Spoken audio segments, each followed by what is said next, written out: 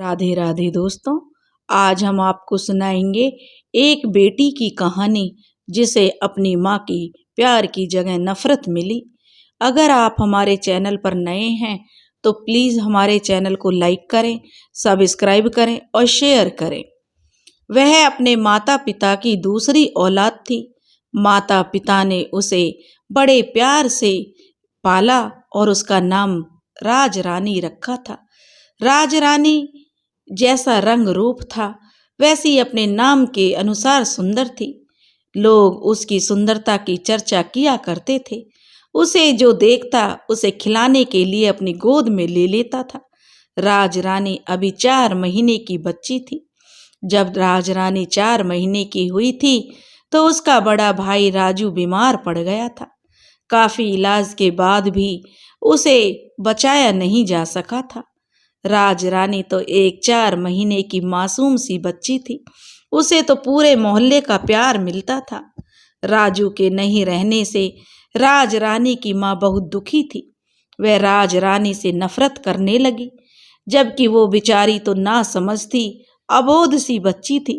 अब राज रानी को उसकी अपनी माँ ने एक नया नाम दे दिया। राज रानी की माँ उसे बिल्कुल भी पसंद नहीं करती थी और प्यार करना तो बहुत दूर की बात थी।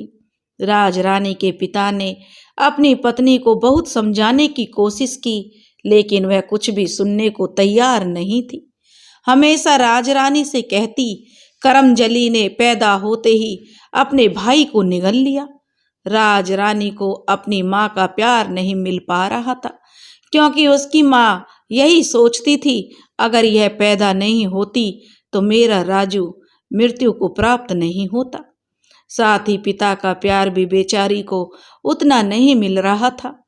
राज रानी अब दूसरों के प्यार से ही खुश थी और वह धीरे धीरे बढ़ रही थी।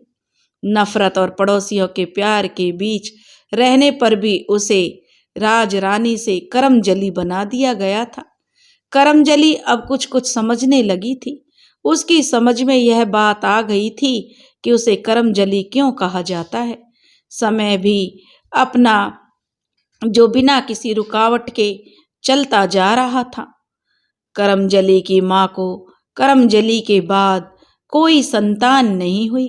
अकेले होते हुए भी वह सिर्फ नफरत ही उसे मिलती थी, लेकिन वह नफरत की वजह भी जान चुकी थी कि उसकी माँ उसका इतना तिरस्कार क्यों करती है। करमजली जैसे जैसे बड़ी हो रही थी उसका अपमान और तिरस्कार भी वैसे ही बढ़ रहा था, लेकिन वह अपने बाल स्वभाव के कारण अपने साथ की लड़कियों के साथ रहकर गुड्डे गुड़िया खेल का खेल खेला करती थी। उसने अपने लिए एक गुड़िया बनाई और गुड़िया के साथ ही एक गुड्डा भी बनाया, क्योंकि वह कभी गुड़िया बिगाड़ देती थी, कभी बना लेती थी। उसने एक गुड़िया के साथ सुंदर सा गुड्डा बनाया और उसे ही अपना बड़ा भाई मान लिया। समय अपनी गति से चल रहा था। करमजली ने किसी से सुना था कि तपस्या में बड़ी ताकत होती है। करमजली वहां भी जाती, जिससे भी मिलती अपनी जिज्ञासा को उजागर ही कर देती। वह सभी से जानने की कोशिश करती कि तपस्या कैसे और क्यों करते हैं। उत्तर में बहुत कुछ सीख मिलती, किंतु एक ऐसी सीख जो उसके दिमाग में बैठ गई। बेटी, तपस्या करना आसान नहीं, बहुत ही कठिन है, परंतु फिर भी यदि कोई तपस्या कर ले तो उसे उसके मन मुताबिक फल प्राप्त होता है। उसे फल प्राप्त करने से कोई नहीं रोक सकता। करमजली अपने घर से कुछ दूरी पर एक बट वृक्ष के नीचे पद्मा आसन लगाकर बैठ गई। उसने तपस्या के लिए अपने आराध्य देव श्री शंकर भगवान को मानते हुए तपस्या करनी शुरू कर दी। ओम नमः शिवाय से उसका जाप करने लगी और उसकी तपस्या शुरू हो गई। पद्मा आसन लगाकर नेत्र बंद करके जो करमजली अपनी तपस्या में लीन हो गई। जो भी उसे देखता वो ही पागल की उपाधि उसे देता। शुरू में करमजली को बहुत ज्यादा परेशानी जो उसे मिली, उसे परेशान भी किया गया, मगर उसकी आस्था में कमी नहीं आई। अब देखने वाले भी उसकी तपस्या के गुणगान करने लगे। करमजली ने पूरी तरह से हट कर ली थी, हठ योग तपस्या शुरू की थी। वह बिना कुछ खाए बिना कुछ पिए ही अपनी तपस्या में लगी रही। करमजली की जो तपस्या को देखकर गांव वालों ने वहां एक तंबू लगवा दिया। कुछ दिन बाद ही करमजली की लोग पूजा अर्चना करने लगे। वहां चढ़ावा भी आने लगा। लोगों ने करमजली को वहां से उठाने की बहुत कोशिश की, मगर वो अपने मकसद से नहीं हटी। उसकी तपस्या चलती रही। तपस्या करते हुए करमजली को एक दिन, एक सप्ताह और एक माह गुजरने लगे। धीरे धीरे उसकी तपस्या को 6 महीने बीत गए। उसका तपस्वी रूप दिनों दिन निखर रहा था। यह खबर गांव से दूसरे गांव में होती हुई दूर दूर तक फैल गई। करमजली की तपस्या को भंग करने के लिए भी बहुत सारे उपाय किए गए, मगर कोई नतीजा नहीं निकला। अंत में सभी ने हार मान ली। एक दिन भगवान शंकर ने उसे दर्शन दिए और कहा, बेटी, तुम्हारी तपस्या पूरी हुई है, जो मांगना है सो मांग लो। करमजली ने भगवान शंकर से कहा, प्रभु, अगर आपने मुझे कुछ देना ही चाहते हैं तो आज से तीसरे दिन सुबह 11:30 बजे आए। शंकर भगवान वहां से अंतर्ध्यान हो गए। करमजली अपनी तपस्या को सफलतापूर्वक संपन्न होने की खुशी में बहुत खुश होती है। अब करमजली अपने मन में सोचने लगी, क्या सच में शंकर भगवान आएंगे? आएंगे तो मैं उनसे क्या मांगूं? मेरी मांग पूरी भी करेंगे या नहीं? करमजली बहुत बड़ी दुविधा में थी, मगर अगले ही क्षण उसे अपना जो बचपन उसने इतने दुख में और नफरत में बिताया था, वो धुंधली यादें ताजा हो गईं जो उसके साथ घटी थीं। अब उसने बिना देर किए हुए पूरे गांव में इसे बात को बता दिया कि सभी को कि समय पर आने के लिए बोल दिया कि सब 11 बजे आ जाना। करमजली की बातों पर सभी ने विश्वास कर लिया, सिवाय उसकी अपनी माँ के। करमजली की माँ ने अपनी ही बेटी पर विश्वास नहीं किया। अच्छी बात थी कि उसका पिता गांव के साथ ही बेटी के साथ था। उसने अपनी पत्नी को समझाया और कहा, देखो, हमारी करमजली ने जो तपस्या की है वह किसी से छुपी हुई नहीं है। करमजली की मात को उसके पिता ने अच्छे से समझा ही दिया था, लेकिन उसके पिता की उसकी माँ के आगे कुछ नहीं चली। अब करमजली की माँ भी जो बहुत समझाने पर समझ गई और वह भी आने के लिए तैयार हो गई, परंतु करमजली अपने आप को संतुष्ट नहीं कर पा रही थी। शंकर जी ने ब्राह्मण का भेष रखा और ब्राह्मण बनकर आए करमजली से उसकी चिंता का कारण जानना चाहा। शंकर जी ने ब्राह्मण भेष में आकर करमजली से पूछा, अरे तपस्विनी बेटी, तुम्हें किसकी चिंता है? करमजली ने अपनी सारी बातें ब्राह्मण देवता को बता दी। तब ब्राह्मण बने शंकर जी ने करमजली को विश्वास दिलाया कि बेटी, देवलोकवासी कभी झूठे वादे नहीं करते। अब ब्राह्मण की बातों से करमजली का विश्वास बढ़ गया। करमजली ने अपनी तपस्या स्थली पर एकत्रित हुए चढ़ावे के पैसों से एक सुंदर सा मंच बनवाया। मंच के चारों तरफ खुशबू वाले फूलों से उसे सजा दिया।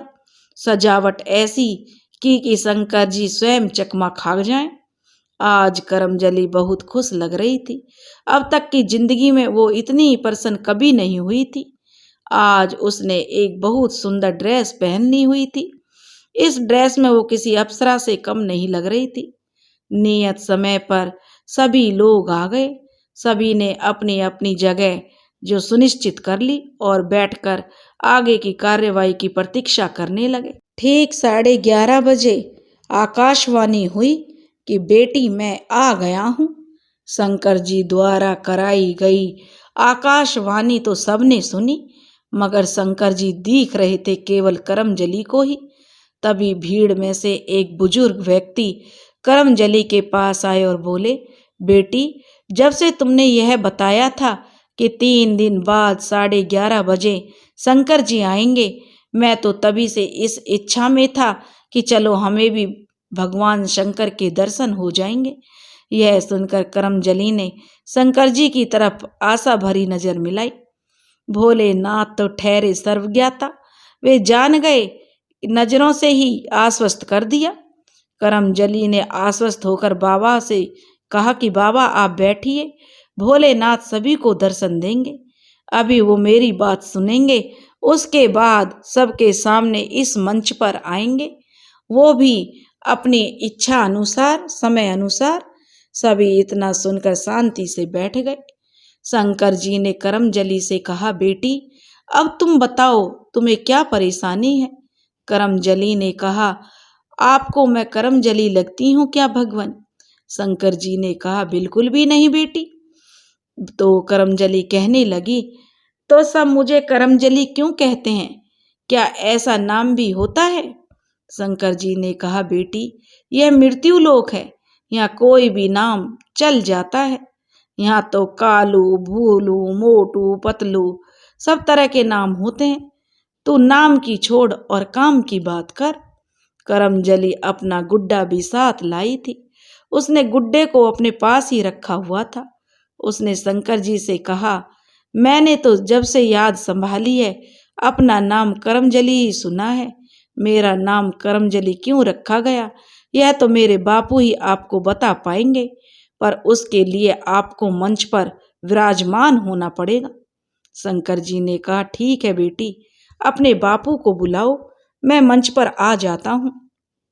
करमजली के जो पिता को बुलवाया गया और कहा, भोलेनाथ के सवालों के सही सही जवाब देना। जैसे ही करमजली के बापू मंच की तरफ चले, मंच हिलने लगा।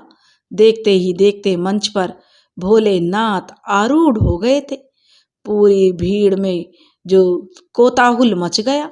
जय भोलेनाथ की गूंज से पूरा पांडाल गूंज उठा।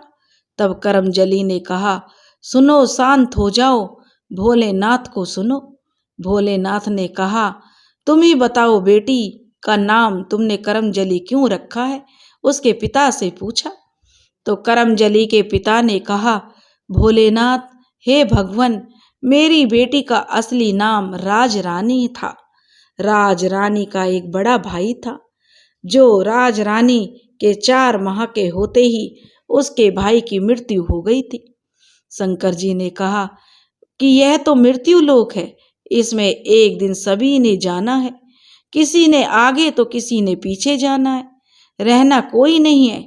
गरीब, अमीर, राजा, रंक सभी की मृत्यु होनी है। इस लोक में कोई अमर नहीं है।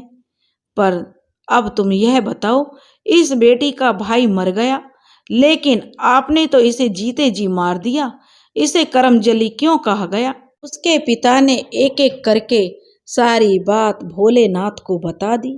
भोलेनाथ ने उसकी बात सुनकर कहा कि इसमें इस बेचारी का क्या कसूर था। तब शंकर जी ने अपनी भक्त उस करमजली से कहा, तुम ही बताओ बेटी, तुम क्या चाहती हो? तब करमजली ने कहा, हे भगवान, जो मैं मांगू सो पाऊंगी क्या? तो भोलेनाथ बोले, हाँ बेटी, जो मांगोगी वही मिलेगा। तब करमजली ने कहा, प्रभु, मुझे मेरा नाम और मेरा भाई चाहिए। इतना सुनकर शंकर जी ने करमजली से कहा, बेटी, मरे हुए लोग वापस नहीं होते, तो भोलेनाथ अपने वचन से क्यों दिया? वह लड़की जिद करने लगी, आपने यह वचन क्यों दिया था? अब भोलेनाथ फंस चुके थे, मरता क्या ना करता। आखिर में शंकर जी ने करमजली के गुड्डे में जान डाल दी। जान डालते ही भोलेनाथ का करिश्मा हो गया। एक सुंदर नौजवान बनकर खड़ा हो गया, जो करमजली से बड़ा दिखाई दे रहा था। करमजली ने अपनी माँ को बुलाया और माँ से कहा, माँ, भाई से नहीं मिलोगी? करमजली की माँ आई और बेटी को गले लगाकर बोली, रीतु धन्य है मेरी बच्ची, मेरी राज रानी, तूने तो मेरा बुढ़ापा ही संवार दिया। माँ बेटी की बातें चल रही थी, इतने में मौका पाकर भोलेनाथ वहां से अंतर्ध्यान हो गए, किसी को कुछ पता नहीं चला। तब राजरानी के पिता ने सबके सामने बता दिया कि राजरानी के साथ जो भी घटित हुआ है उसमें केवल करमजली की माँ का ही दोष है। उसने ही पुत्र मोह में अपनी बेटी की यह दशा की थी। लेकिन अब तो सब ठीक हो गया। बहन को भाई, माँ को बेटा, पिता को पुत्र मिल गया तो करमजली को अपना असली नाम राज रानी भी मिल गया। इसके अलावा जो भी वहां पर थे उन सभी ने शंकर भगवान के दर्शन किए। सबकी जो आगे का लोक सुधर गया, सबका जीवन सुधर गया। भगवान शंकर के दर्शन करने मात्र से ही सब मिलकर बोले जय भोलेनाथ की, और पूरा भोलेनाथ के जयकारों से पूरा जो गांव गूंज उठा। दोस्तों, अगर आपको हमारी कहानी अच्छी लगी हो तो प्लीज़ हमारे चैनल को लाइक करें, सब्सक्राइब करें और शेयर करें। राधे राधे।